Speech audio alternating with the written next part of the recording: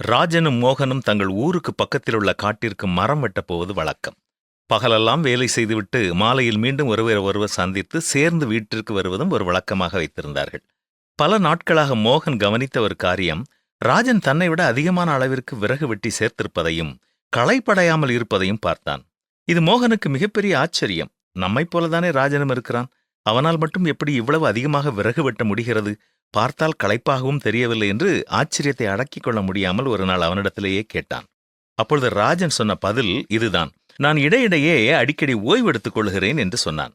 அடுத்த நாள் முதல் மோகன் வேலை செய்யும் பொழுது இடையிடையே கொஞ்சம் ஓய்வெடுத்துக் கொண்டான். என்றாலும் அவனால் ராஜன் அளவிற்கு மரம் வெட்ட முடியவில்லை. எனவே ராஜன் மரம் வெட்டும் பொழுது ஒளிந்திருந்து பார்க்க வேண்டும் என்று திட்டமிட்டான்.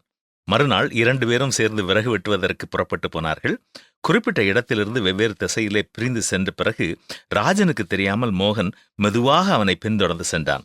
சுமார் 1/2 மணி நேரம் அவன் மரம் வெட்டிவிட்டு ஓய்வாக அமர்ந்தான். ஆனால் அவன் ஓய்வு நேரத்திலே ஜெபம் செய்தான்.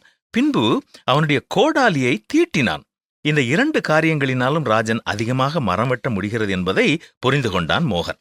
இன்றும் நம்மில் பலருக்கு அதிகமான அளவு வேலைப்பளு இருக்கிறது. அப்படியென்றால் நம்முடைய நேரத்தை முதலாவதாக திட்டமிட வேண்டும். மேலும் இடையே நேரத்தை வீணாக்காமல் ஓய்வெடுக்க வேண்டிய நேரங்களில் ஓய்வெடுத்து பணியை சிறப்பாக செய்ய கடவுளிடம் பலனையும் ஞானத்தையும் பெற்று உண்மையாக முயற்சி செய்யும் பொழுது நாமும் நம்மிடத்திலே எதிர்பார்க்கப்படும் எல்லா பணிகளையும் சிறப்பாக செய்து முடிக்க முடியும்.